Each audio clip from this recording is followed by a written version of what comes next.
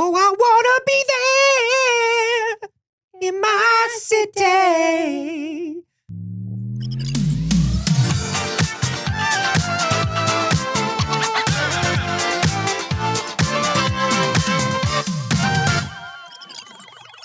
Hello, good morning. Oh, good morning, BBs. It's too early. It sure is. Welcome to the first, best, and only morning show in existence. I'm Anthony Carboni. And I'm Saige Ryan. And my right ear has been plugged up for 3 days. Oh, no. Like 3 days. And I've been doing like these. Yeah? For like 3 days. Uh-huh. Nothing. Anybody got any pro tips? One time, I had a friend when I was a kid who had a plugged up ear. And then when he tried to go to sleep at night, he heard like The fly is on your head. The fly is on your head. Move. God, there's a fly in the studio. Alex. Get it. Alex, get it the fly. with the It's thing. going this way. It's going. Get it It's with here. the thing. It's here. Oh my God, it's on the helmet. Get it. The helmet's It's over there. expendable. It's The on the helmet's light. expendable. It's on the light right there. You see it? Fuck it up, Alex. Fuck it up, Alex. Fuck that thing up. Fuck it up. No, there goes Alex. Happened. You had it.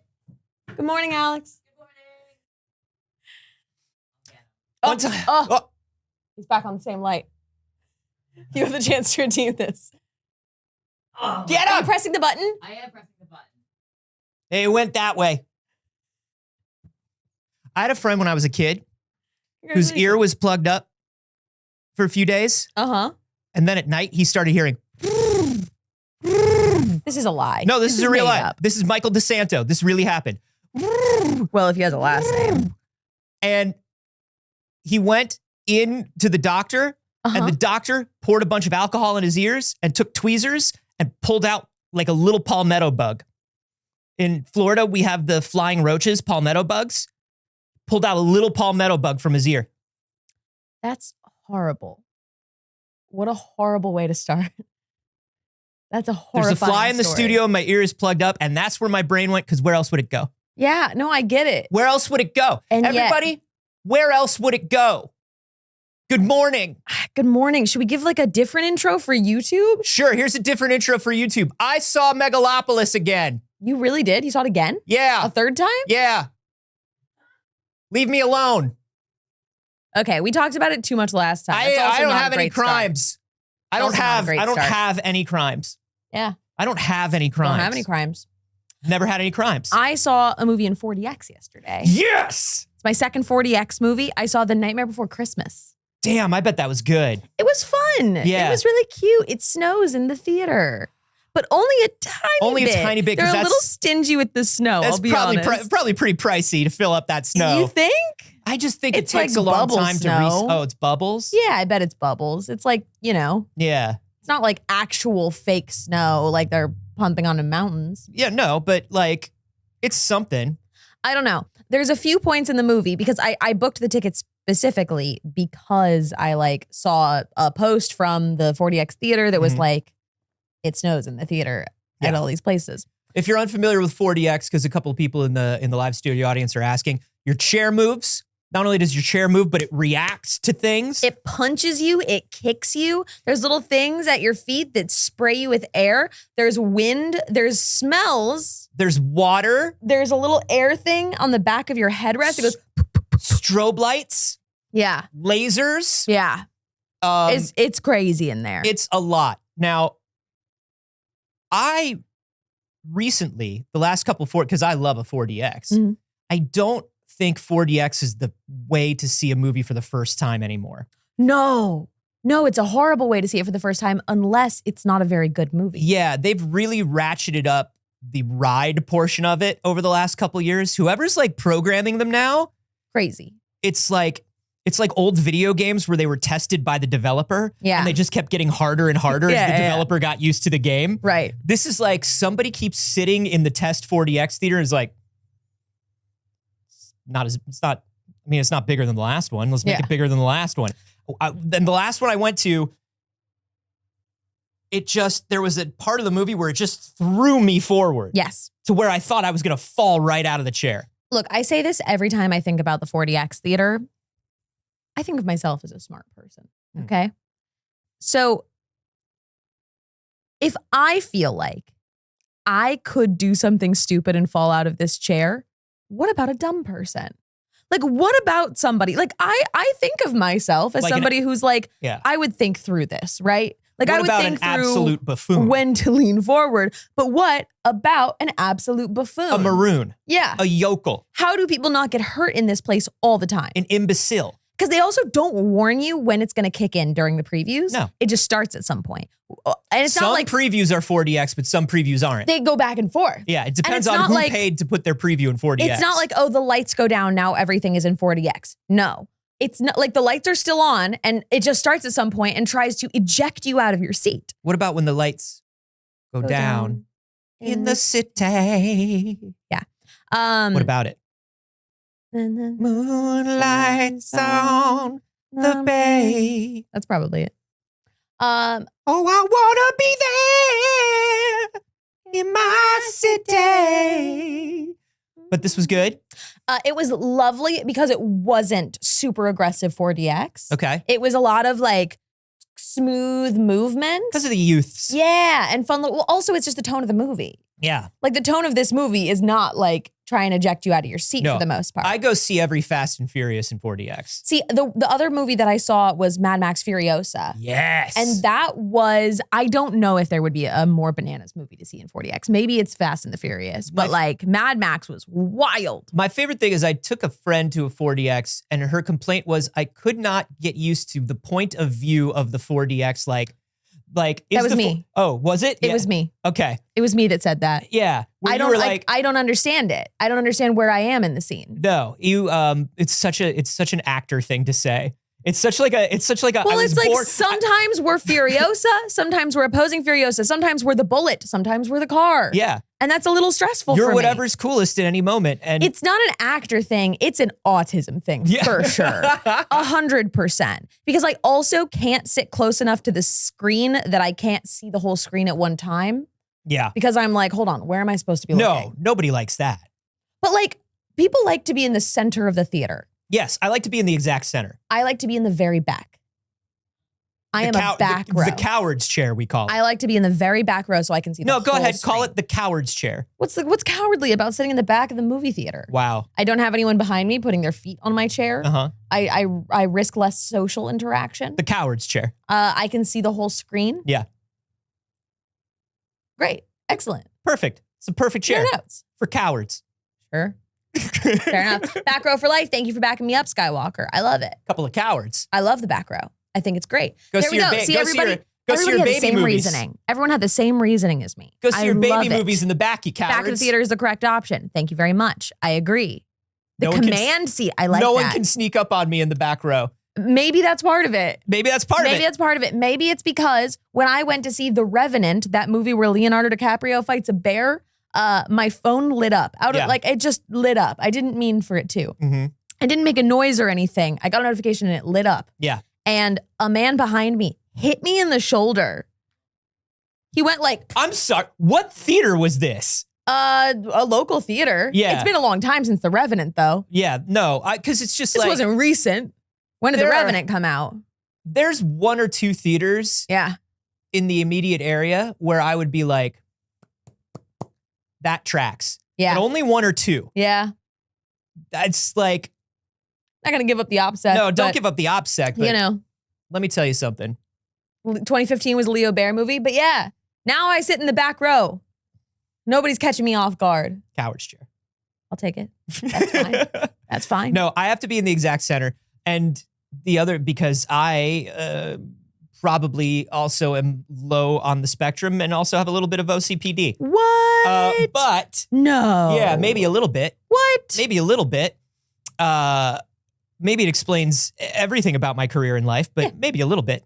But I like to be in the exact center. But that's only it's only because I genuinely feel if you are at home Mhm. and you have, I would say, depending on the size of your room, you have a television over 45 inches. Okay. And a couple of speakers, Mhm. you're probably going to have a better experience at home than you will in about half the theaters in the world. Sure. And so if I go to a theater Yeah. and it's not as it's as good or not as good as my TV and I'm sitting way off center, Yeah. so it's like I'm watching my own TV from a fucking angle. Yeah. Dude, it's Ryan Johnson all the way down in here. This fly is awful. It is your favorite or least favorite episode of Breaking Bad in here today. It's nobody's favorite It's episode. my favorite episode. It's your favorite episode? I love it. That's your favorite The Fly? episode of Breaking Bad. I fucking love The Fly. Wow. I think Cranston is so brilliant in The Fly. I think The Fly is a very smart episode. I think it's very well done. Got it! Yeah! Got it! Is it dead? Oh, no! No!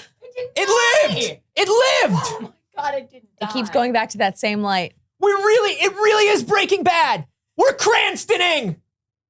We're Cranstoning! It got it. It hurt it, but it didn't kill it. Good. Maybe it'll think twice. Now, I think it's an incredibly well done episode, but for me, it's well done in a way of like, I saw it. I don't want to keep rewatching it. I love it. By the way, good morning, Alex.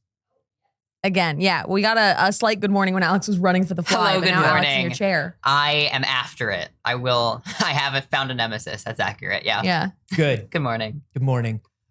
We've got a bunch of news for you today. We're going to talk about those Pokemon leaks. We're going to talk about some just the wildest shit Elon Musk. I mean, listen, it's the wildest shit he's pulled this week. We've also got some sad news to all the jonklers out there. And of course, we're going to talk about that weird Power Rangers auction that's got everybody excited and also angry. Yeah. I think excited but also angry is a pretty strong description of the internet. Yeah. Everyone is excited but also angry. I'm nervous. Oh. I'm not always angry, Yeah. but I always do have just a little bit of the creeping dread. Sure, yeah. It's a fun little background one, but I think a lot of people are drowning it out with the excitement and anger. Sure. Let's start it off with the big news. Yeah, let's talk about these Pokemon leaks. Who? Everybody, here's what's interesting. So first of all, what you should know. Game Freak's servers were hit and something they're calling the Terra leak. Obviously, this is a reference to the Nintendo Giga leak that happened a few years ago, but it's also in reference to the fact that somebody got a terabyte worth of data from Game Freak, which like, hey, that download was running for a long time. Yeah. That was going. Yeah. That's a big hack. Like, that's a big leak that didn't get stopped. Yeah. So they have a terabyte. They have 25 years of never before seen Pokemon art, assets, documents, sketches and plans for canceled movies and shows. Yeah. And what's very interesting about this is everybody knows that data leaks are bad, right? Everybody's like, hey, data leaks, uncool. This is Yeah, we shouldn't do this. we shouldn't do this. But when the Giga leak happened, we were all like, I can't wait to see the Nintendo secrets. Yeah. And the Terra leak is sort of the same thing where I'm seeing a lot of people going like, ooh, look at all these Pokemon secrets. I know. You took data, and this data, like when they took everything, they took everything. That means every single employee's information. Yeah. Personal information was taken. That's the part that really sucks. When it comes to creative stuff leaking, there's already a level of like, this sucks. People work hard on this shit. And like, you put out something that you're proud of and you feel like is finished. And a lot of the time we see with game leaks, things that are unfinished, and then people start criticizing something unfinished. Or like, hey, this was a sketch that we did for this. There's a reason we didn't go in that direction. I don't want to be bothered about it. People should be able to have their secrets about the things that they make. Yeah. But the really awful thing is the employee information. Yeah, because Like- when you get into a server and you go, hey, copy everything. Yeah. Because we don't know what's going to be important because we're hacking it. Yeah. You get everything, and that means the people, as much as they want Pokemon stuff, it also means they don't care about the personal information of these people. 100%. It's not like these hackers are going in, they're like, we're just targeting cool photos of Ash Ketchum. Oh no, they're like Gen 4 sprites worth leaking the entire Pokemon company's roster of information. Yeah. And it's look, I, as much as anybody else, I mean, we talk about preservation within the industry. And we'll probably touch on this again when we talk about this Power Rangers thing later, but there's a feeling, particularly with Nintendo, that Nintendo is hoarding things from us on purpose. Nintendo fans are like, why won't you just release every game on the virtual console? Why do I have to pay for this again? Mm-hmm. Why can't I just buy the Game Boy ROM that I want from you? Why is it on Nintendo Online and rotating in and out? You could take it away from me at any time. Yeah. There's this feeling that Nintendo is like guarding things or trying to double and triple charges for things, which is fair in a certain respect. Okay. But people tend to extend that to Nintendo's secrets, information. There's this feeling that we deserve Nintendo's data. Yeah. We deserve Nintendo's history.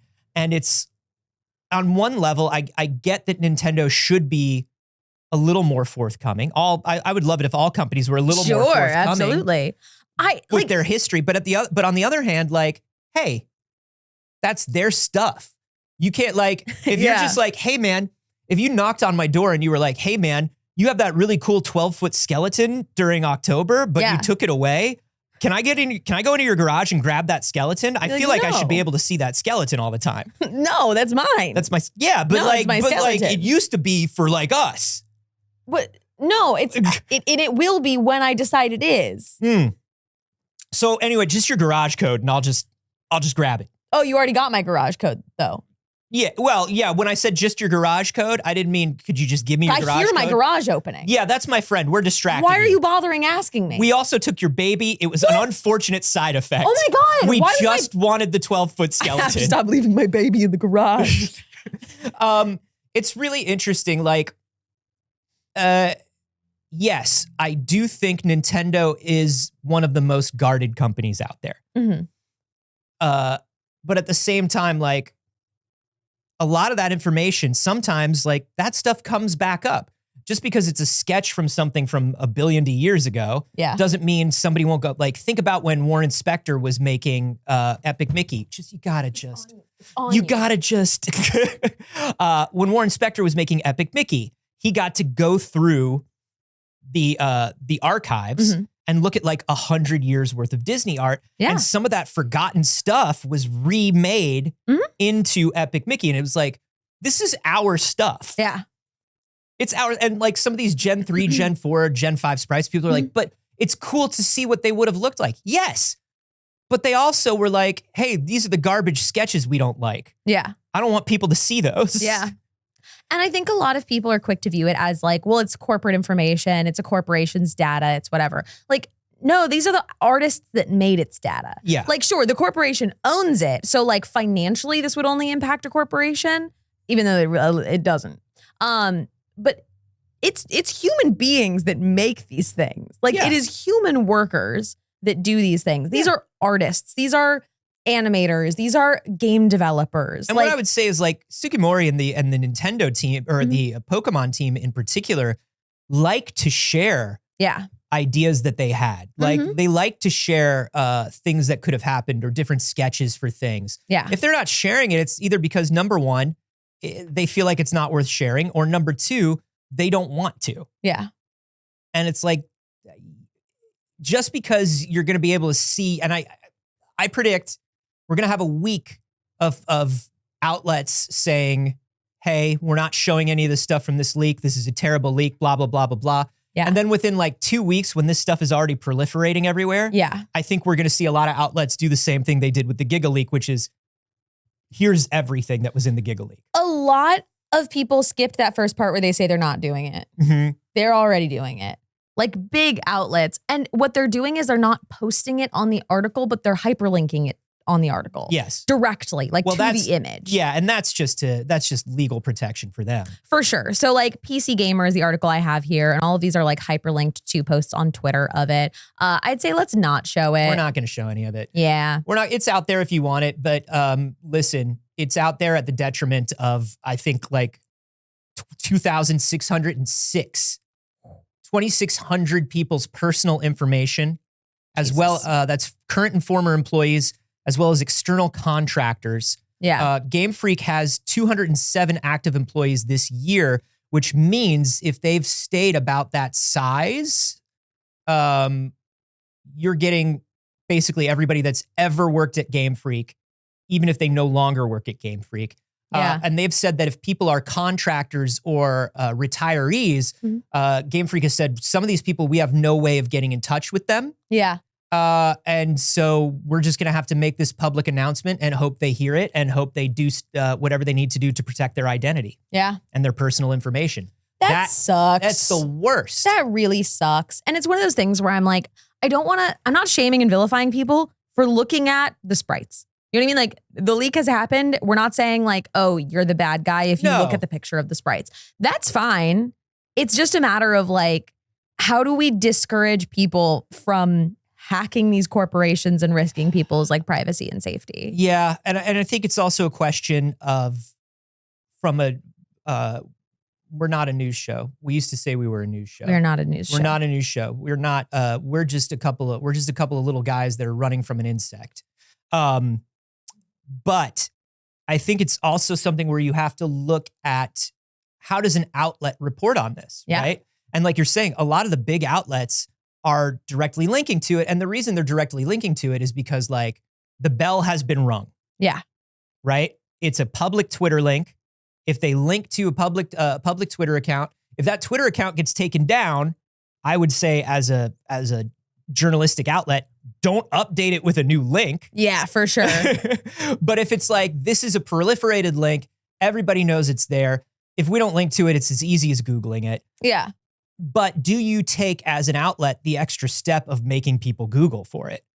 Well, you know, like, I mean, what they're not linking to are the places that have the people's information. Yeah. So that's why it's like, oh, here is the Twitter post showing the image of the sprites, as opposed to like, here is the full leak, which I do appreciate. Mhm. Nobody that I've seen so far in these like larger platforms are linking to the actual full leak that could have all of that information in it.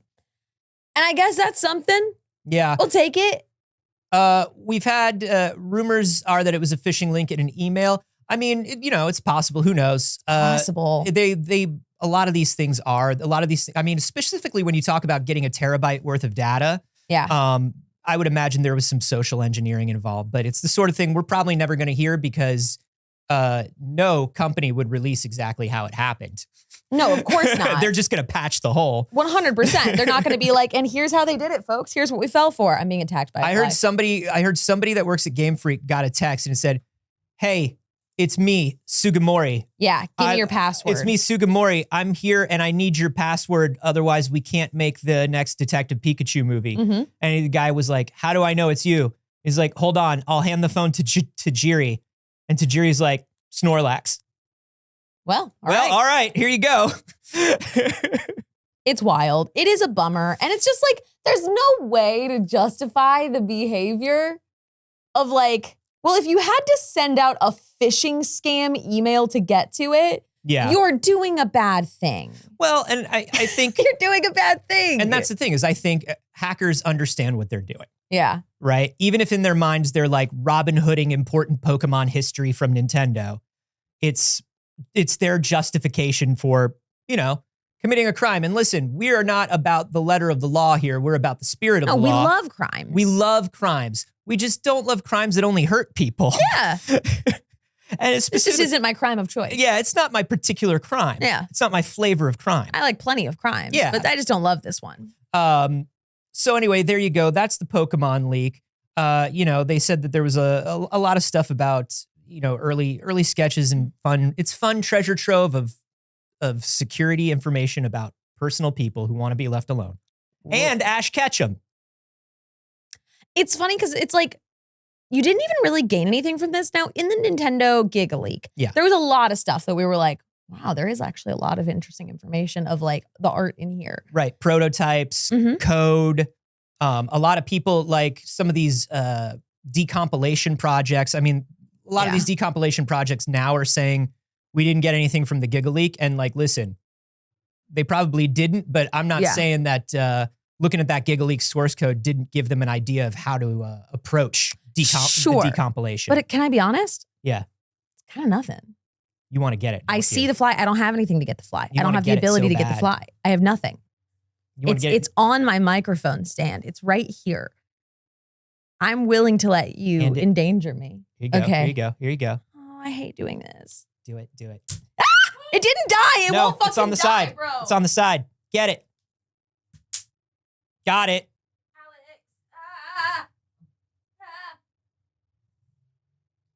Hey, you're the hero of the show. Yeah. She's a big, strong hero, everybody. That's horrible. Saige is the big, strong hero. You guys, She's the plucky. You don't all have to say in chat. You don't all have to say in chat that I'm a big, strong hero. You don't have to do, folks, you don't have to say You don't have to. that she's a big, strong hero. And also, just because she caught a fly does not mean she's a spider. Stop it. Whoa. Stop it. Oh my God, guys, I said you didn't have to say that I'm a big, strong hero in the live chat right now. You didn't have to. They're doing it just because they want to. They're just doing it because they want to. They're just doing it because they notice that you're a big, strong hero. And that's like, all right. I guess I have to accept that. Hey, do you know who's... Go ahead. Do you know who's not a big, strong hero? Not the hero we need. Not the hero we deserve. Not a hero at all. The Jonkler. The Jonkler, everybody. Jonkler 2, Too Many Jonklers, has been in the theater now for 2 weeks. And what does that mean? That means we can compare weeks. And what does that mean? That means we can look at how many people went to see the Jonkler week 1 and week 2. And let me tell you something. Jonkler didn't do great second week. The Jonkler has the biggest box office plunge in history for a comic book movie. Woof. Woof. Just so we know how the Jonkler's doing right now. It opened October 4th in theaters with a $37 million opening weekend, which means it made $2 million less than Morbius. $2 million less than Morbius, if you can believe it. And then this week, it plunged to $7 million. That is an 81% drop. The worst for any comic book movie ever, including 1997's Steel, starring Shaquille O'Neal. Wow. 2022's Morbius. 2023's The Flash. Wow. Which had a 72% drop off. As it should. The previously held record for second weekend decline in a comic book movie was, unfortunately, The Marvels, which I think... Insane. I think The Marvels was done dirty. Done so dirty. Excellent movie. Every time it comes up, I'll be like, please watch The Marvels. If you didn't see The Marvels, watch The Marvels. Yeah, The Marvels is good. It's one of the most fun things Marvel has put out in a hot minute. It was really good. It's got a global tally of 165 million. It's only made 57 million here in the States. It is not doing good because of this, Saige. Mm-hmm. And I think you'll love this in particular. Okay. Because of the Joker's precipitous drop. Oh. Which everybody thought that the Joker would have a few weeks in the box office. We weren't supposed to get any big box office openings. Yeah. So it wasn't like counter scheduled. Yeah. Do you know what the #1 movie at the box office was this weekend? What was it? Terrifier 3. Art the Clown, #1 at the box office. Really? Art the Clown supremacy. Wow. Art the Clown. Are you a Terrifier fan? I think it's fine. I think it's fun. I think it's like kind of gross and weird, but it's fun in like an old school horror way. Yeah, I saw the first one. I did not see the second or now the third, and I don't intend on it. I don't enjoy horror that's like, it's gonna make you throw up and black out in the theater. Yeah. It's not my thing. But I do like it beating Joker. I like that Has Art been moisturizing? Let's take a look at Art. I like that it is clown v clown in the box office right now, and that's what I feel great about. The real clown, the true Jonkler is winning. Yeah. I love to see a clown win. I do. Yeah. I love to see a clown win. As a clown girl, I love to be able to root for a clown, and I could not root for the Jonkler. No. So I love this, actually. This is excellent. This is great news. It opened with $18.3 million. Yeah. It opened exactly how it was supposed to. That's a small movie opening. Yeah. It's just that the other movie was so much worse. The other movie was Jonkler 2. Yeah. Too many Jonklers. I feel like Wild Robot should be up there. Wild Robot should be up there. Yes, Alex? I got to see Wild Robot this weekend, and it was absolutely fantastic. And it is at the number 2 spot, which is amazing. Woo! And it's also a great time for animation. I think it's like there's 5 animated movies that are in the top 10 Whoa. for domestic box office. So I'm really excited about that. Transformers is up there as well. Which It's is a very little cool. bitter. It's a little bittersweet to see so many animated films in top spots at the box office when you know that, particularly with DreamWorks, Yeah.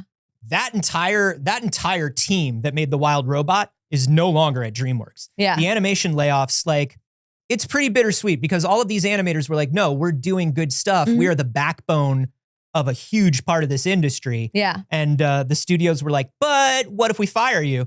And I guess we'll find out in 2 years when the slate that was supposed to come out, you know? Yeah. Because like these were all made by the studios, by the people who were at these American studios. Yeah. And Because the Wild Robot was all hand painted, like digitally painted, but everything in that movie was actually painted by a human being. That movie is It's incredible. stunning. absolutely.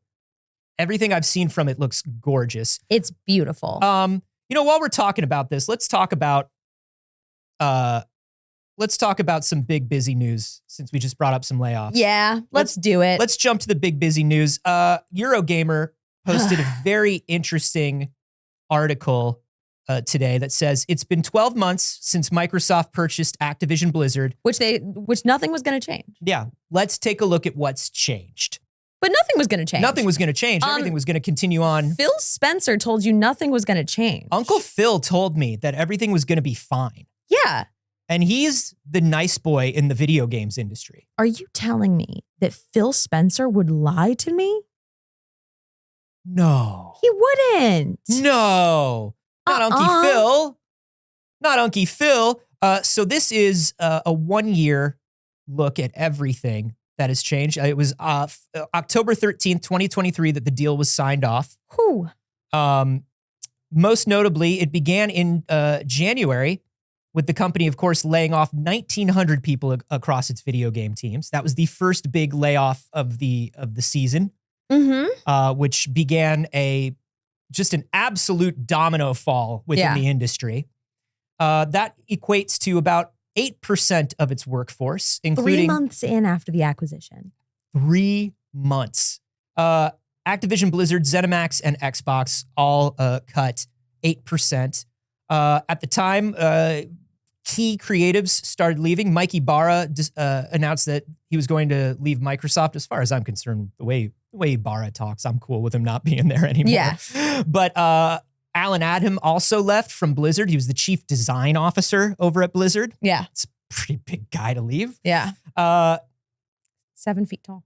With that, we lost that previously announced survival game. You remember that big survival game that was announced in 2022 and Blizzard was like, it's going to take place in a whole new universe. Yeah. And we got like the painting concept art of the people like in the forest with a castle and Sure. Sounds good. That's gone. Oh, what?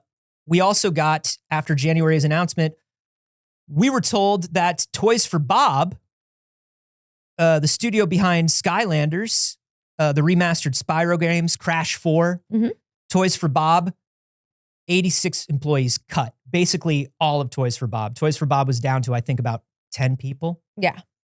10 people. Toys for Bob subsequently announced that it was parting ways with Activision to become an independent company, which I think will be good in the long run, but leaves them in a place of like, it's not an industry with a lot of money floating around right now. Yeah. It's not an industry with a lot of investment floating around right now. Toys for Bob has to go completely independent. Right. And we haven't heard much from them since then. No, nothing. Then in May, God, we're only at May. More layoffs. Arcane Austin was closed after Redfall. A disastrous launch, Redfall. Redfall was a really, really rough launch. And it's one of those things that it's like, Microsoft really wanted to pull that, like, well, how could we have ever seen this coming? Oh no, I mean, this is just a response to how you guys received the game. Right. Because they want to be able to blame the consumer for their layoffs. Yes. They want to blame the consumer and then they want to blame the studio and then they'll blame themselves, right? And they never get to that third one. And Arcane Austin took a lot of the blame and responsibility for Redfall, saying that it was a game style that they wanted to make. Yeah. But subsequently, we have heard from a few Arcane Austin employees that the reason they felt they needed to make that is because they got the feeling that at Microsoft and in the industry at large, you could not survive or consider yourself marketable without having a online service game. Yeah. And that's sort of it would be like the chief creative officer or the head of Xbox or, like Phil or, like Sarah Bond or somebody like that to look at Arcane Austin and go, we don't want you to do this. We want you to do the things that you're good at. That's why you're part of this lineup. We have other studios that can do, but Microsoft doesn't do that. Microsoft goes, service game, make line go up. Right. Keep making service game. Also, by the way, can you release service game now? We just started on the service game. Yeah. The other studios we have can do them really fast. But they've made them before. Yeah. And are they still going? Are they good? Yeah, they're great. Don't you worry about them. They're great. And also, we cannot share resources between you. Political reasons, we're not going to share, we're not going to share code between guys. I don't know that happened, but that's usually what happens. Yeah. Is it's like, hey, that studio over there is working on something and we could really use that tech. Yeah. Since we're all under the same umbrella, can we Right. talk to them about how we did it? And sometimes it's like, no. But anyway, Redfall and Dishonored developer Arcane Austin, Dishonored, the people who made Dishonored were part of Microsoft for all of 4 months. Yeah. 5 months or whatever. No, they were brought over with Bethesda. So they've been there for a couple years, but like they released Dishonored 2.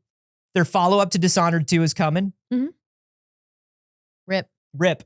Yeah. That's the Dishonored studio. It's wild because this is just a timeline of events and what's changed. And yet it looks like just a timeline of studio closures and layoffs. And it's because there isn't really much else in between. Yeah, when you're talking about like, oh, and then this major cool thing happened, it's like, not really in the last year. And a lot of that, like, look, during a merger, output does slow down from the two companies that are merging. That happens.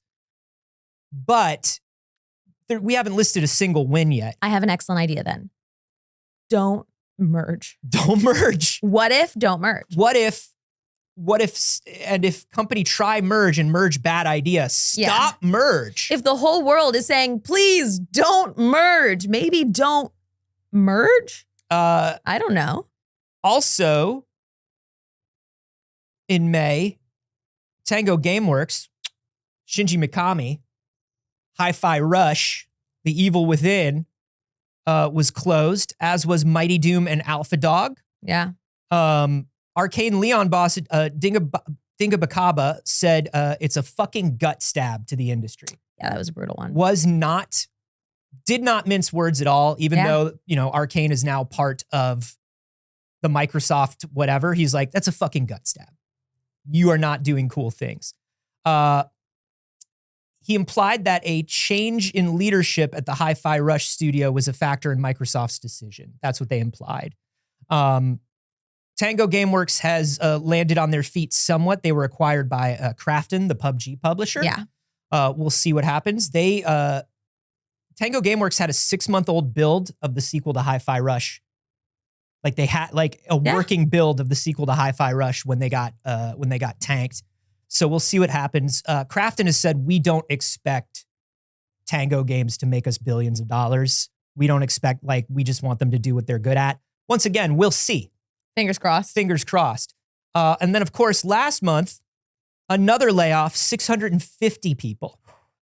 They said no games have been canceled, but can I tell you something? I don't care. Yeah. These are people. When the big layoff happened, I remember the 1900 happened and people were like, oh shit, our game's going to be canceled. I was like, hey, yeah, it doesn't matter. Yeah. It doesn't matter. There will be more games and they'll be good. Yeah. Games are mostly good. It's fully like a restaurant coming out and the owner of the restaurant is like, hey, everyone in the kitchen is dead. And you're like, oh my God, all of the people who work here are dead. And they're all dead. But don't worry, it will not affect your dinner. And you're like, I don't think we should talk about the dinner anymore. No, because baby boy need his ravioli. I need my ravioli tummy. So like, is that coming out now? They call me Captain Ravioli. I finished my apps. So is that gonna end the refill? Num num num num num. Num num num num num. That's insane. Don't worry, it won't affect the games. Oh, thank Don't worry, your games will still come out on time. No games are getting canceled. Okay, how about 600 people's livelihoods? What if? What if? And those 650 people connected to families, significant others, what does that mean for them? And then, of course, we got to talk about Activision Blizzard means that now Sony's legal team decided, you remember when they decided to make everything about Call of Duty.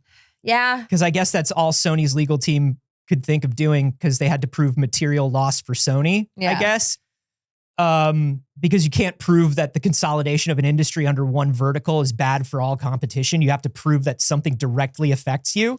Which is weird considering we have a bunch of, rules about that. Mm-hmm. Like we have actually, as a country, universally decided and acknowledged that massive consolidation is a bad thing. Oh, but that we're not supposed to do it. Right. But that was 60 years ago. 40 years ago, we changed our minds. Right. We said, never mind, actually, Monopoly good. Yeah, never mind. It's cool. Monopoly. He have monocle? No. People think he have monocle. He don't have monocle. Top hat only. Great game.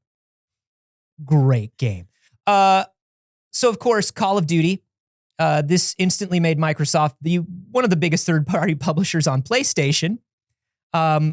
One thing that Microsoft has done is it has said that they're going to be bringing more Microsoft exclusive games to PlayStation. So they released, and thank goodness, they released 4 games, right? They started with Sea of Thieves. Yeah. They did like Pentiment. They did like some baby games. Sure. I mean, I like the games that they did, but smaller releases. Yeah. Not Sea of Thieves, but the others. From independent studios, it was like 3 smaller releases and then Sea of Thieves. Yeah. And Sea of Thieves went on to be the top of the PlayStation 5 download charts. Yeah. The month that it was released. And a lot of people are seeing that as like, see, they're playing together. They're doing what it's like, no. Not really. I also, look, I'm going to be honest with you. I don't care if Microsoft is fair to Sony. No. That's not my concern. I don't care if Microsoft like plays unfair with Sony. I do care about like market monopolization. Sure. But that isn't really the issue. It isn't, will I be able to play Call of Duty on PlayStation, as Sony has continually made this about it. So they're like, see, it wasn't a bad thing as long as you agree with us on what a good thing is. Yeah. It's basically, hey, look, we're being nice to each other. It's like, well, that's cool. Great. Companies aren't real and 2,500 people are jobless. So playing nice company to company doesn't mean anything to me. Right. It means nothing to me. Sure. The material damage to the industry and the workforce has been done through the consolidation. Microsoft also announced, of course, Indiana Jones is coming to PlayStation 5. And then industry professionals have also said that it is understood that the majority of Xbox games will eventually be coming to PlayStation in the future. This is not entirely surprising. It's also not, once again, Microsoft playing nice. Yeah. We've talked about the long game for Microsoft. Mm-hmm. The long game for Microsoft is to get out of hardware. Yeah. Microsoft wants to get out of hardware. They want you to be streaming games from their server hardware. They want you to be installing an Xbox app across all of your other hardware. Which, especially now, they're already testing it, Xbox Cloud streaming on Android. Yeah, so they don't want to sell Xboxes. They're going to keep making it look like they want to sell Xboxes because some people are just into brands. Sure. Sure. And some people are like, but I have all my game discs or like whatever. Mm-hmm. They're going to stay in hardware for as long as they need to, but their goal is to own gaming the way they own an operating system for general computing. Yeah. They want to own the operating system for gaming. They want to own the companies that make the games. They don't want to make you a box with hardware in it. They don't give a shit. Yeah. Whereas Sony wants to sell you the box. Mm-hmm. Sony makes hardware for a living. They make They make home theater hardware. Yeah. They own the patents on the discs that games come on. All of that stuff. Yeah. So Sony makes their money vertically through hardware. Microsoft makes it through software and services. Yeah. Microsoft doesn't want to sell you a box. They want to get rid of Steam. Mm-hmm. Yeah. That's what they want. Which, like, good luck. Good luck, but also they're charging $20 a month for unlimited games. Yeah. And a lot of people will use that over Steam. Yeah. Even if they have a PC. Right. Because it's also little Xbox icons right there in Windows. Yeah. Oh, 100%. You know? I say this as somebody who primarily plays my Game Pass games on my PC. Yeah.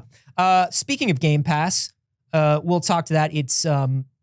We'll talk a little bit about that. So Diablo 4 came out on Game Pass. It was their promise to deliver Activision Blizzard games on the subscription service, right? Mm-hmm. Then you had Call of Duty Modern Warfare 3 join Game Pass in July. Black Ops 6 is going to be available to subscribers when it arrives on October 24th. So they're trying to show you the value of Game Pass, but at the same time, they made those huge price changes to Game Pass. Yeah.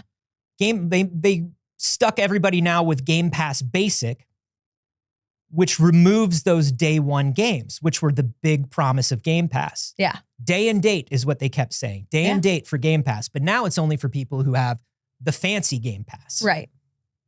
So we've been talking about how this will keep happening. It's the Uber problem, right? Mm-hmm. Uber became cool because it was faster and easier and cheaper than a taxi. Yes.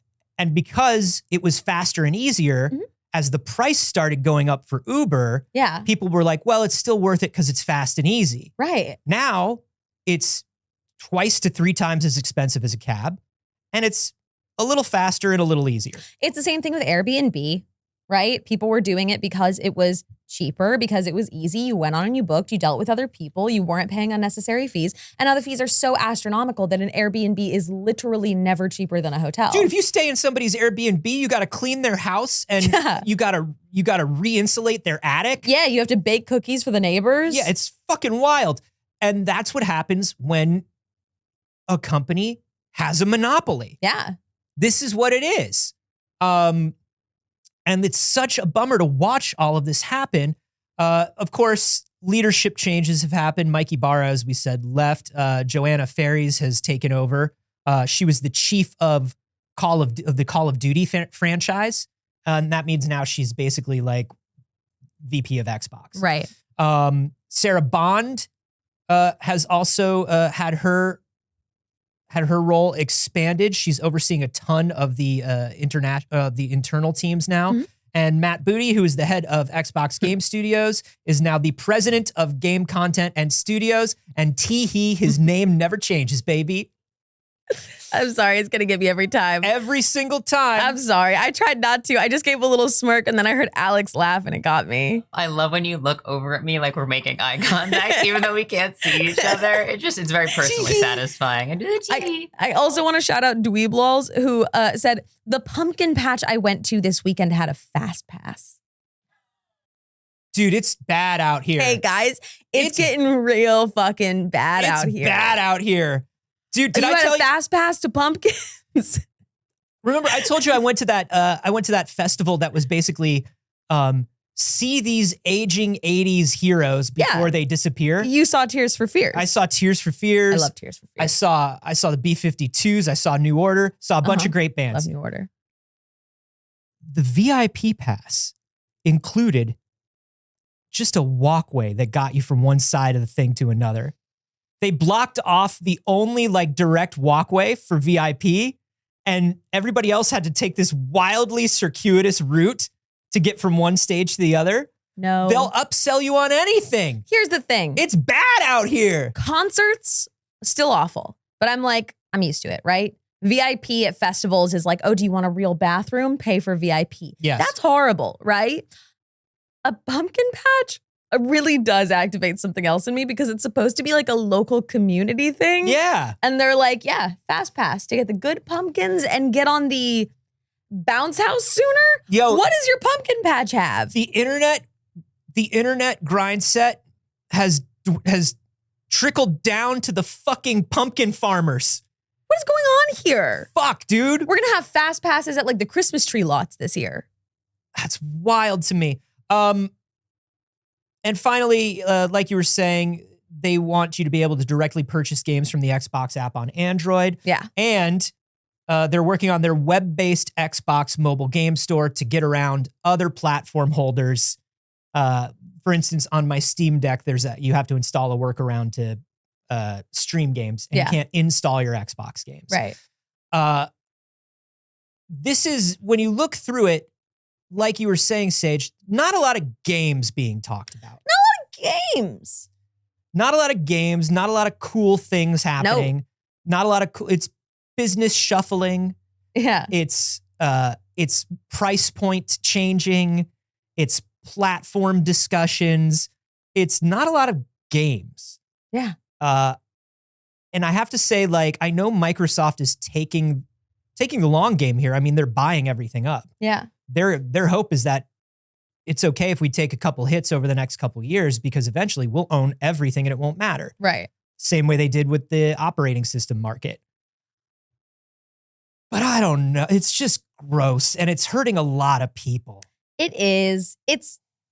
We're not hearing a lot about games from big companies, and it's a good reminder that like big companies don't make games, people make games. And for the small amount of time that these people are at these big companies, they may make you games, but like support indie devs, support indie games. Look at the credits roll of your favorite games and see where those people go. Follow the people. Because Follow most the likely talent. they're not there anymore. Yeah. Woof. Woof indeed. I do want to transition that to a little bit of talking about an indie game. Oh, I want to talk a little bit about Grave Seasons. Oh, sure. Do you have more there first? Yeah, I just wanted to finish up by saying, if you are interested in this, Jason Schreier's book came out last week. Play Nice: The History of Activision Blizzard. It's a great book. He interviewed everybody from the beginning to now, and shows a lot of the history of how Activision Blizzard worked in the beginning, and their business practices and their practices towards people. It's there are very few exposés like this about games. There are very few books like, I think maybe the only other one that I could think about like that was the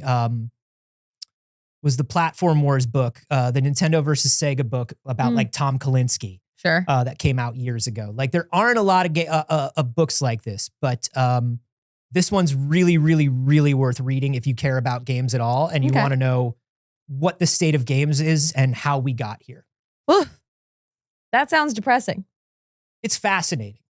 But well, here's what I'm going to say.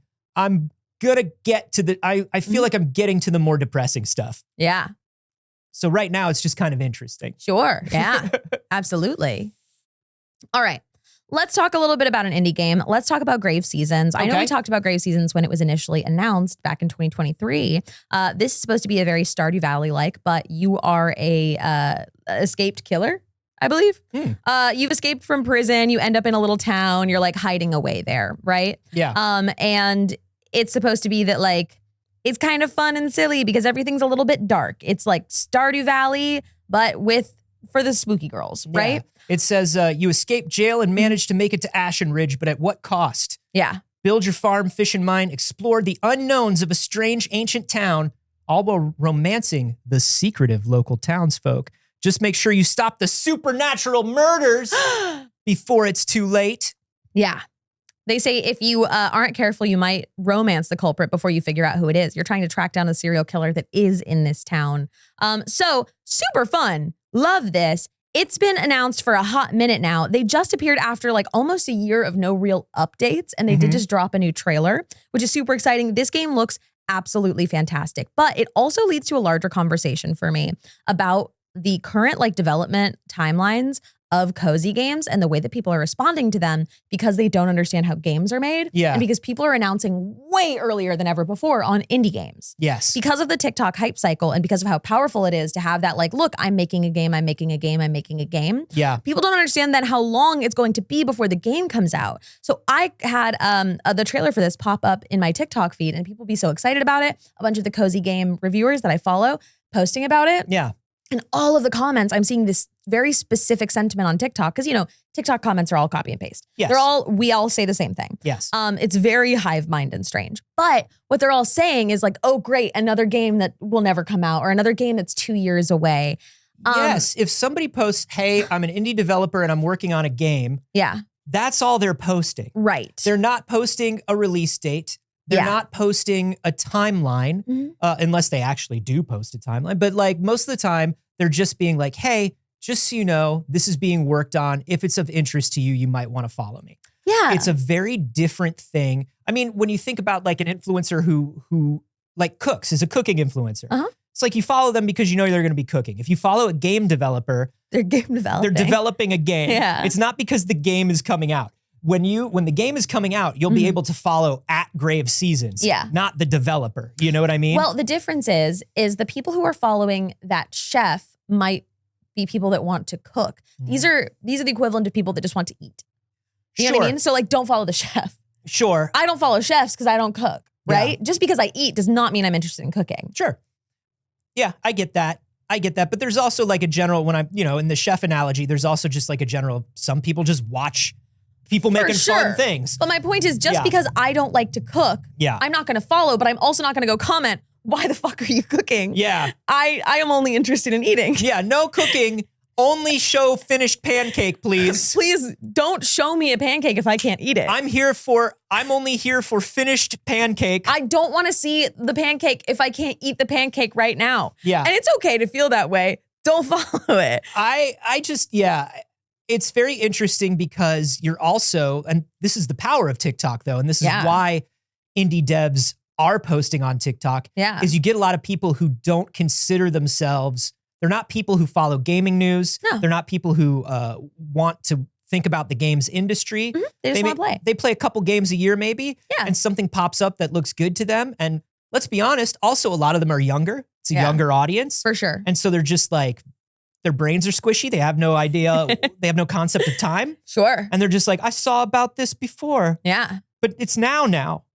That was before, and now it's now. Game is now? Game is now. Game is now? And like, you said before you were working on game. And I get it.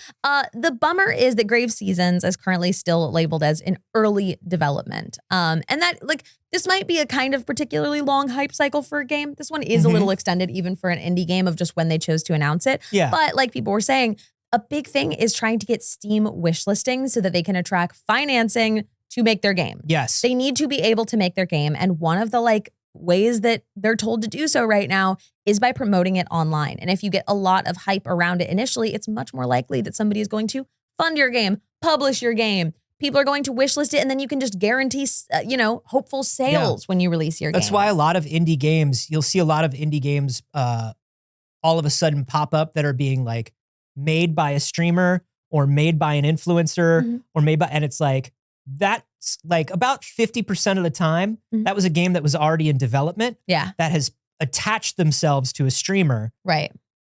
In exchange for that sort of built-in marketing. It's like it's like shopping a movie around Hollywood and being like, I've already signed this famous person to be in the movie. Yeah. It comes with a built-in audience. For sure. And it's such an important, like right now, the decentralized nature of games and the curation of games is a really tough problem that I hear a lot of developers talk about.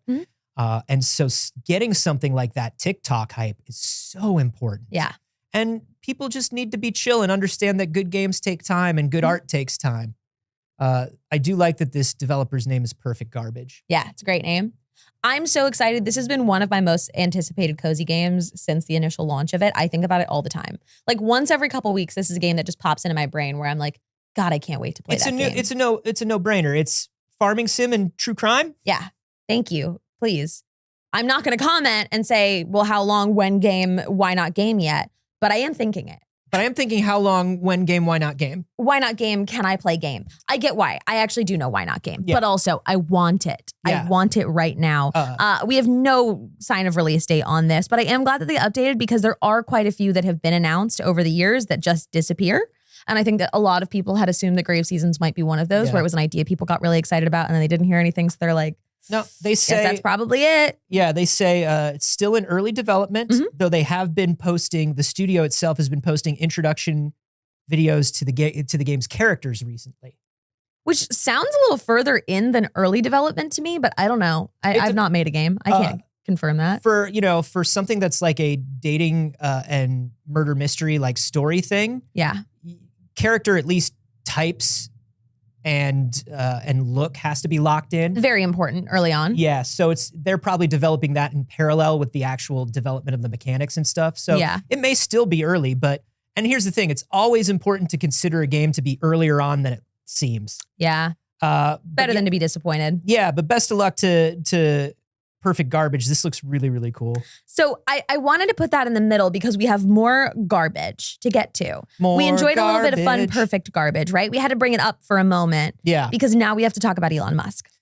Yes. Okay. Let's talk about Elon Musk. Elon Musk. You know, once we start, we don't stop. I knew it. I was like, all right, it's already 10 o'clock. Yeah. We're going to spend the rest of the show on this. That's the reality of it. If that's the reality, then we should talk about this Power Rangers thing first. We can finish on that really quick if you want to, but we can also just, Yeah, whatever you think. I just want to be able to get to it. And I know, like you said, I know how we get. Sure. I know how we get. There's a Power Rangers auction with all the stuff from Power Rangers. It's pretty sick, in all honesty. Yeah. It's, if you go check it out, this is Heritage Auctions. We talked about them. They did the Planet Hollywood auctions a few months ago. So this is basically everything from Saban Studios. It's basically Hasbro Hollywood.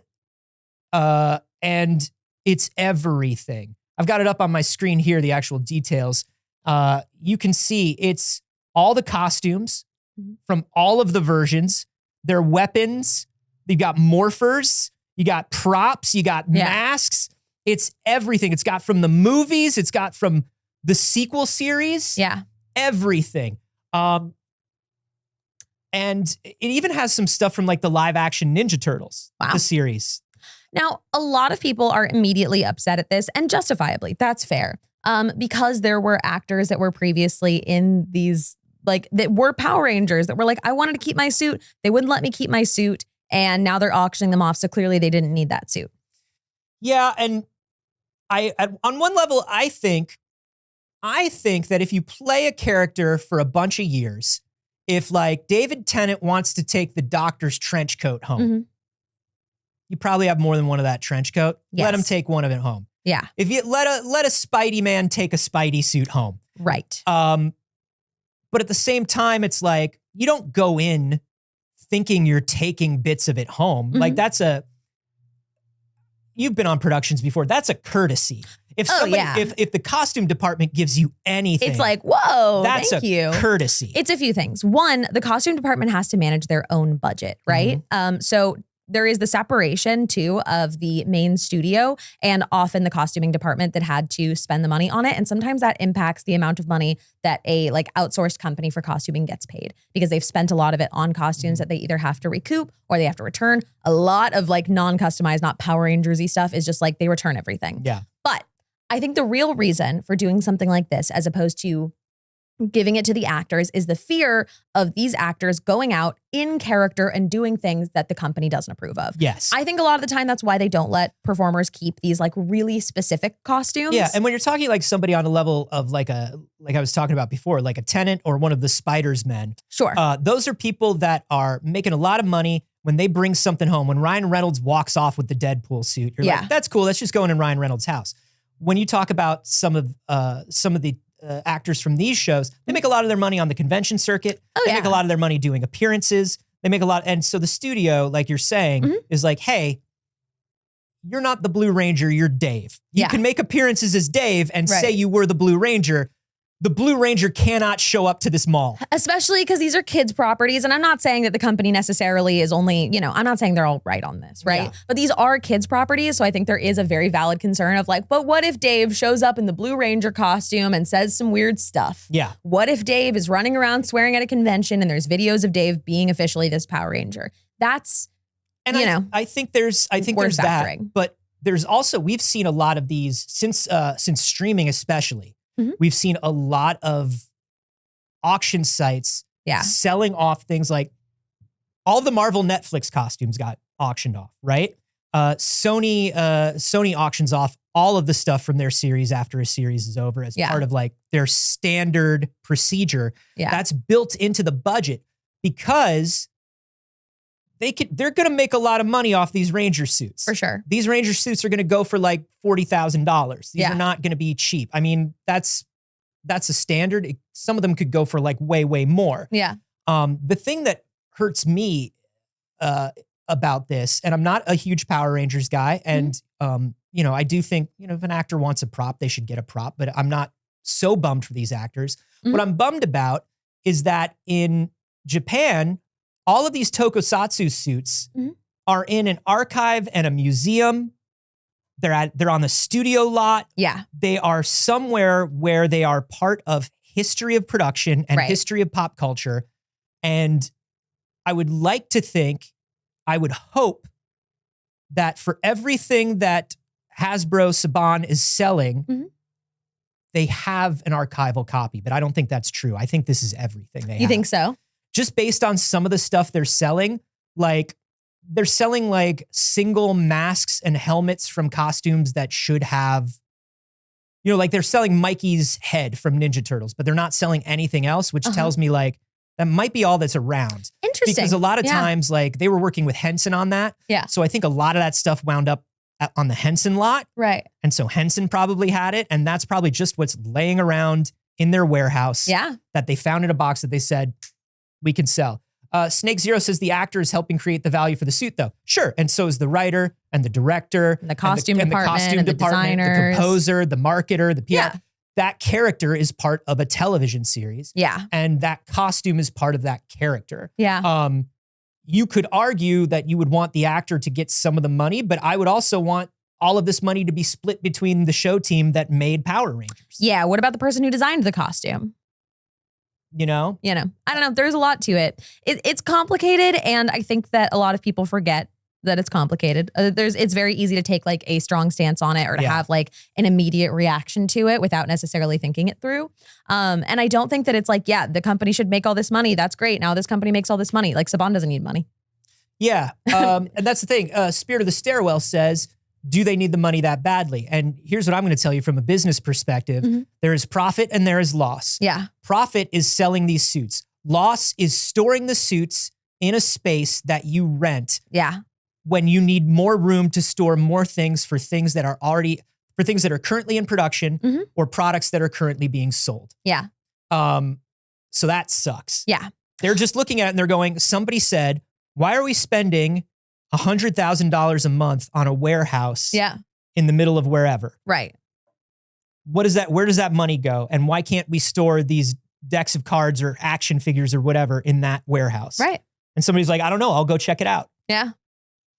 And they went, oh, it's just a bunch of old smelly Lycra. Right. So then the response would be like, well, then you wouldn't be storing them if you gave them to the people, the actors, whatever. But I still stand by, I really do think it's pretty risky. I would consider that risky of giving. And I have auditioned to be a Power Ranger probably 4 times in my life. Okay. Especially like probably 16 years old to 20. Right. Yeah. I was auditioning for Power Rangers every 2 years at least. I auditioned for it a couple times. Exactly. Because it's just like a thing, right? And everybody, especially in Los Angeles, who was not only an actor, but had one physical skill, dancers, martial artists, like gymnasts, stuff like that, constantly. Like you just get called in to audition for Power Rangers because there's always a new iteration of Power Rangers in the works. They're calling in everybody from everywhere. Yeah. We don't know who these people are. Like there's a bunch of randos that are not like really experienced actors necessarily that they're like, yeah, we trust that you're going to represent this in public with the official suit exactly the way that we would like for you to. Sure. They couldn't get that. I don't know if I would have. Yeah, no. You know? And I get that. I don't trust me.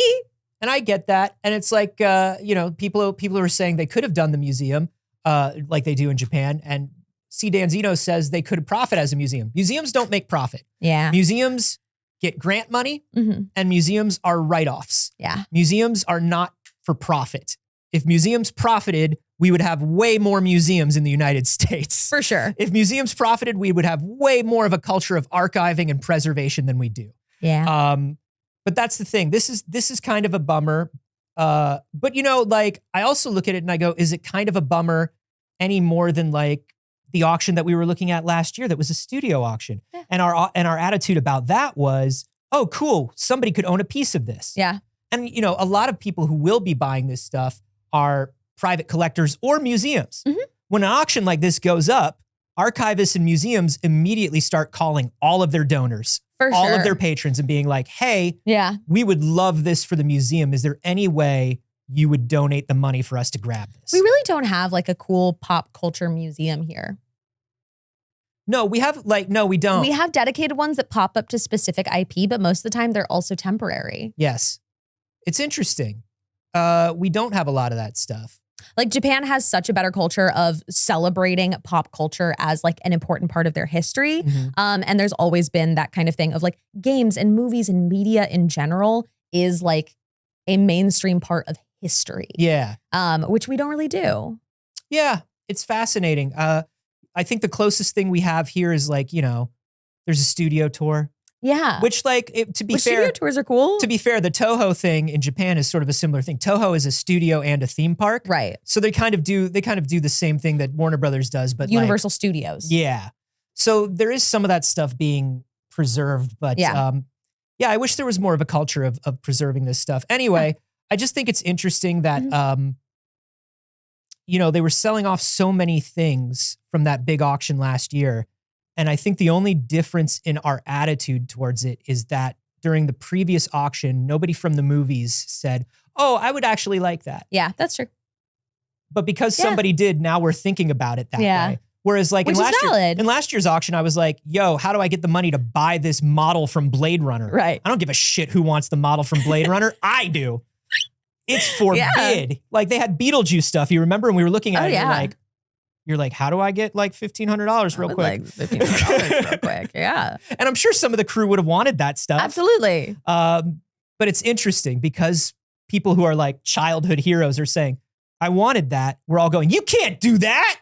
They should have that. They should have it. And you're not wrong. I don't know. It's complicated. All right. You know, it's not complicated. How freaking silly ass Elon Musk is. Elon Musk is a goddamn cartoon. What a silly little piss baby Elon Musk is at every opportunity. So there was Big Tesla event. a big Tesla event, and there's so many layers to how silly this is. They revealed a robo-taxi. It's a self-driving car with no pedals or steering wheel because he said, well, there should be no fail-safe.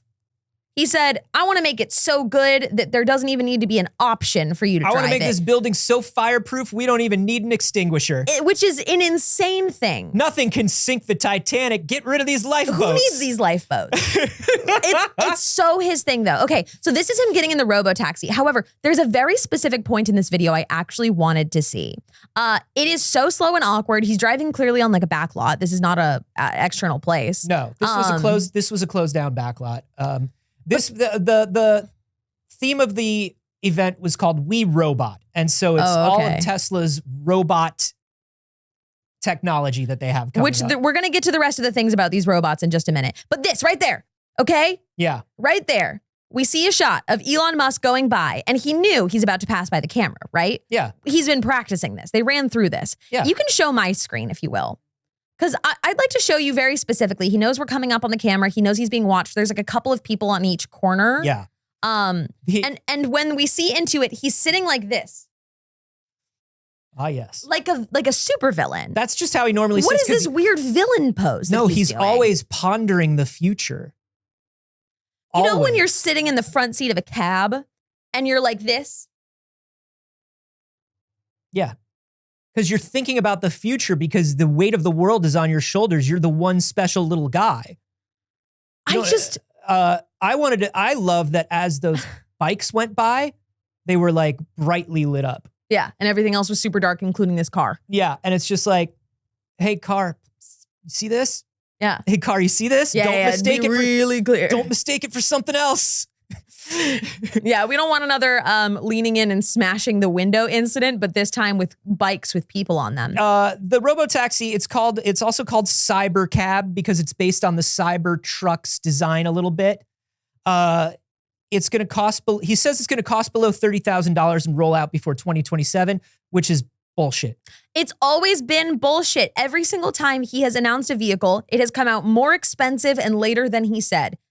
Like astronomically more expensive every single time. They're bringing back the gull wing doors that everybody loved, all the dorks loved from their first Tesla. He tried to make a big deal of like the initial Teslas when he started making, I think it was like the Model T, and was like, it's going to be a $20,000 Tesla. Guess who didn't make a $20,000 Tesla? Then we also got the Robo Van. Yeah, the Robo Van. This is a larger autonomous vehicle for up to 20 people and also the transport of goods. He was saying that like, hey, you could sit in this van and you could like get some work done or like use your phone or watch a movie. You know, like a train or a bus. Like a train or a bus. So you're describing an existing concept. Like a train or a bus.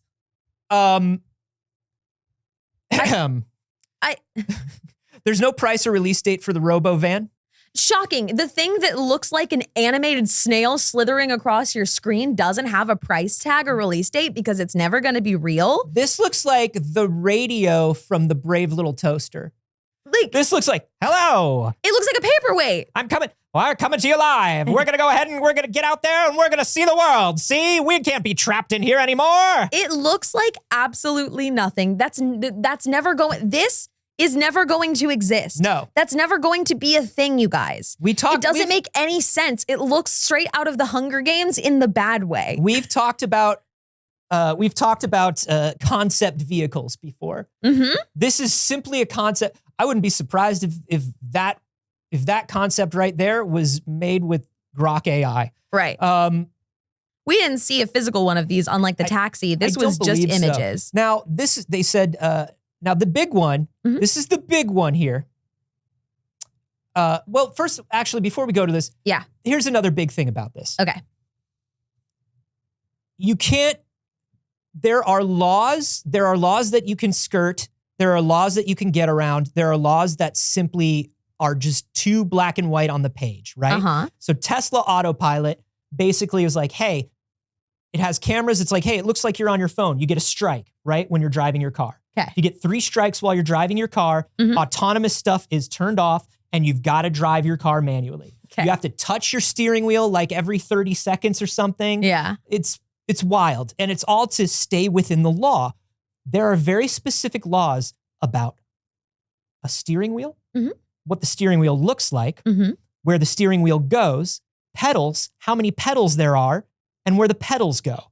Like, I had a friend who like cut his steering wheel in his car in high school, so it looked more like a plane steering wheel. Okay. You know, so he could be like, yeah, totally illegal.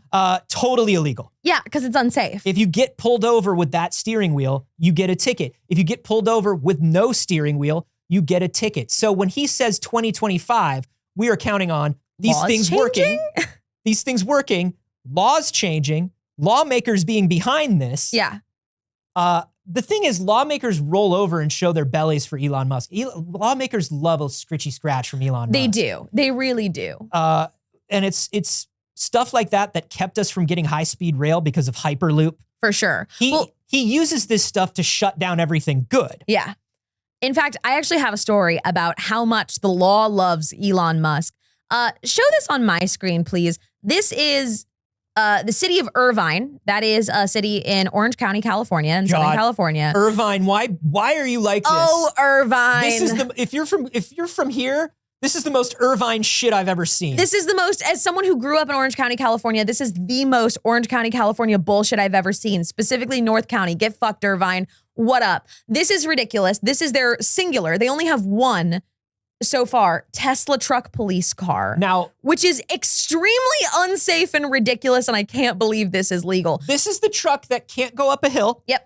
This is the truck that cannot hold anybody or anything. And that kills people if it hits them. Now, here's what's wild about this. I think the city of Irvine paid something like $85,000 for this particular Cybertruck. And they say that it is absolutely and totally promotional.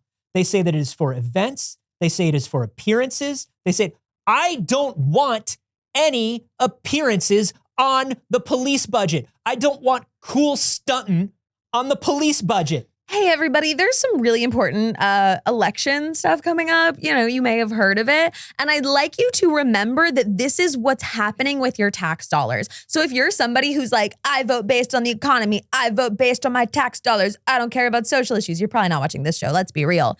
I'm far too much of a colorful-haired gay liberal for that. Mm-hmm. But if you happen to be somebody who's like, I really vote based on my tax dollars, remember that your tax dollars are going to a fucking parade float in the form of a Cybertruck for the police. That was revealed in a 1-minute video to the Terminator theme. The Terminator theme song. The police should not,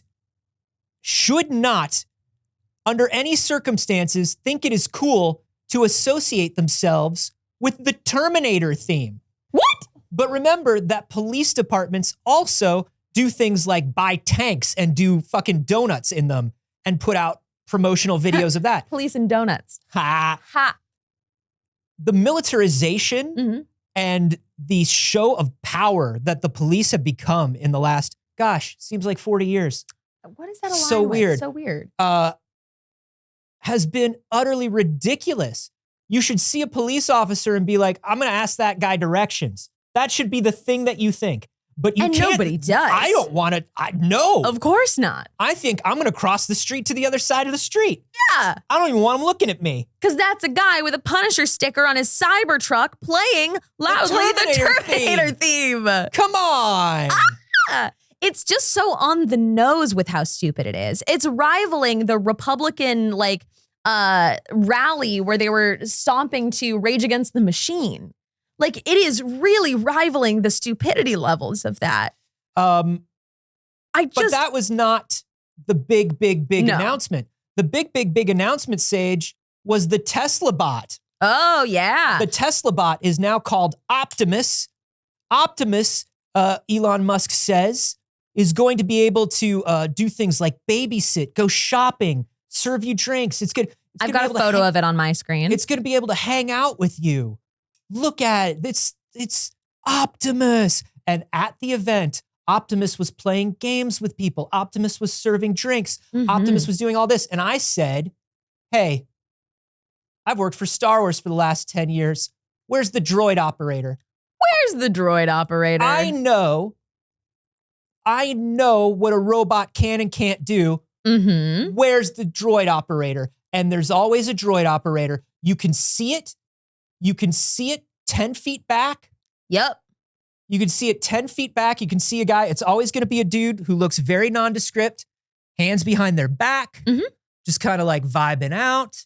Sometimes it looks like they're mumbling to themselves, and what they're doing is they're talking for the robot. 100%. Some of these robots, a lot of these robots, the ones behind the bar, I believe, actually were human. Yeah. And then the ones that were out walking around were a mix of humans and then remote control. Yeah, they say there were people in full suits literally like mocapping the movement essentially of these robots. Marquez Brownlee, MKBHD, was at the event and said, playing charades with Tesla's Optimus robot last night. This is either the single greatest robotics and LLM demo the world has ever seen, or mostly remote operated by a human, no in between. And well, we have our answer. Yeah, there was a TikTok I saw that zoomed in on like an exact person in between every time. There is somebody right behind that robot in the line of sight for that robot. Somebody, look for whoever's not holding up their phone to take a picture. Somebody like a couple lines back, they are back there with the remote control. Yeah. Because this is simply not real. We've all seen what AI can do, and we've all seen what robots can do at this point. And let me tell you something. If there was a fully autonomous robot available, it would be everywhere by now. The Disney parks would be every character. Oh, yeah. Everything. It's wild. And it's unfortunate because you go on Twitter, right? And you see people tweeting about this, and then you see all of the check marks in the replies, and they're like, he built a spaceship. I think that he can probably figure out how to make the bartender pour your drink in the next year. Just go ahead and launch it, okay? And it's like, hey, first of all, Elon Musk, Elon Musk has never built a spaceship. He did not. Elon Musk doesn't build. Elon Musk doesn't build anything. He invested in a spaceship company. He invested in an existing company. There was actually some cool stuff done by SpaceX this week. You have to remember that Elon Musk didn't do it.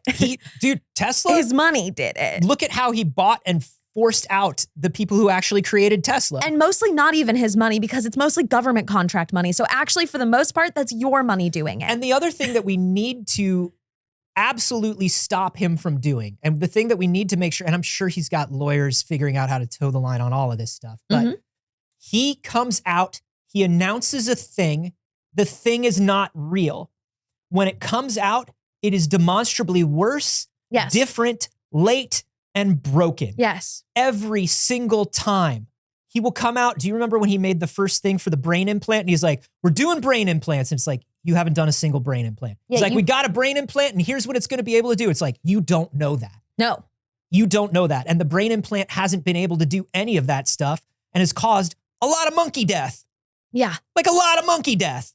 And so this is what he does. He comes out, he lies. I'm going to build a Hyperloop. It's going to be fast, efficient transit between LA and Vegas, between LA and San Francisco. I'm going to do all these things. And the reason why he does them is so he can get the government contracts. Yes. He can automatically smash out competition. Correct. Because then people see his public flashy event and invest in his company instead of the companies that are doing the real work. It's all for stock prices. It's all line go up. Have you been on the loop in Vegas? Yeah, it's a nightmare. It's a nightmare. It's awful. It has made that city so unworkable in trying to get from point A to point B. When I was there for NAB, there was like literally no other way to get from my hotel to the convention center. You simply had to take the loop. You had to pay for a day pass on the loop. And it took so long to go nowhere. It was such a small distance and it took so fucking unbelievably long to get there. Imagine it's a small world, but without any of the little guys or music or decoration or just the popcorn ceiling. Yeah. Just the drop ceiling, where if you look up in a small world and you see it's a drop ceiling, the Hyperloop is like being stuck in a sewer, in a streamer's rig. Yeah. It's like think of the worst streamer you know. Yeah. You're stuck in their cooling pipe. Like they don't even have the cool RGB lights they originally showed for it too. Those don't work anymore. Like it's just a sewage pipe. It feels like you are sitting inside of a Tesla in a sewage pipe. It is quiet in a weird way where you only hear like the reverberation of the pipe you're in, because like playing music in there would probably be bad. You know what I mean? Like if the cars even played music in there, it would be unpleasant for everybody. It's so claustrophobic and horrible. It's a nightmare. It's awful. He sold Vegas that instead of a plan to expand their monorail system. Let me read you some of these replies, okay? This is how people are justifying these robots being remote controlled. Yeah. The more these Optimus robots interact with people, the more comfortable and safe people will likely feel around them. Smart move, Elon Musk. I like your style. I don't think that's the concern right now, is getting people comfortable around robots. It's getting robots safe around people. And then people will probably feel safe. Or how about this? Imagine people with movement disabilities, remote working with Optimus in oil rigs, etc. That's a real tweet, and I'm not joking. Imagine when we work somebody to the point that their body fails and we can make sure they continue working. In an oil rig! That's the best. Specifically, imagine a disabled person still getting to work in an oil rig.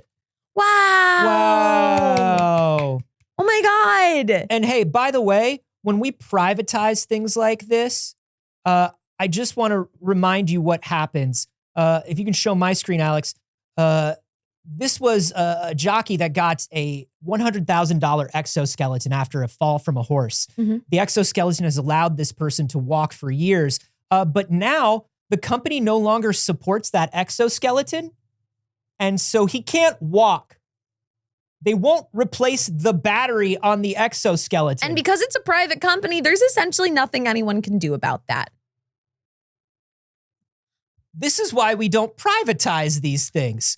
At the movie last night, there was an advertisement for a prescription drug that I think was for like, I don't know, migraines or something. Mm-hmm.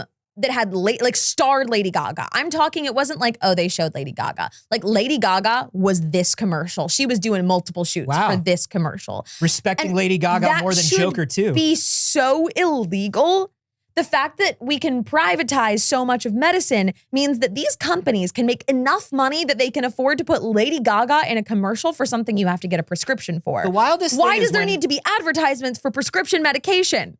So anyway, these robots are fake. The robots are fake. The car's fake. The event was fake.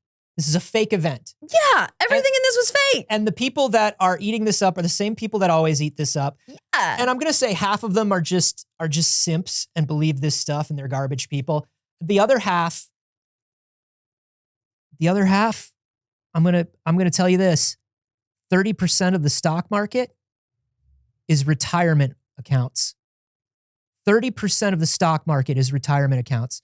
By tying people's well-being in their older years without work to the stock market, you get people who will back Elon Musk and these giant growing companies no matter what, because it's tied their personal welfare to them. Yeah. It is a wild system. The robots cannot play rock, scissors, paper with you. That is a lie. The man is doing it. None of this is real. Yeah. Get the fuck out of here. Yeah. Here, let's watch this. This is what people are freaking out about. What they're like, yeah, but think of the implications. Think about how it's going to make people so much their lives better. Whose life does this make better? That's just a man. Oh my God, you can tell by the shoulders that's just a man. You can 100% tell the whole time. You can tell. And that's just a man. The room looks exactly how you'd anticipate this room to look too.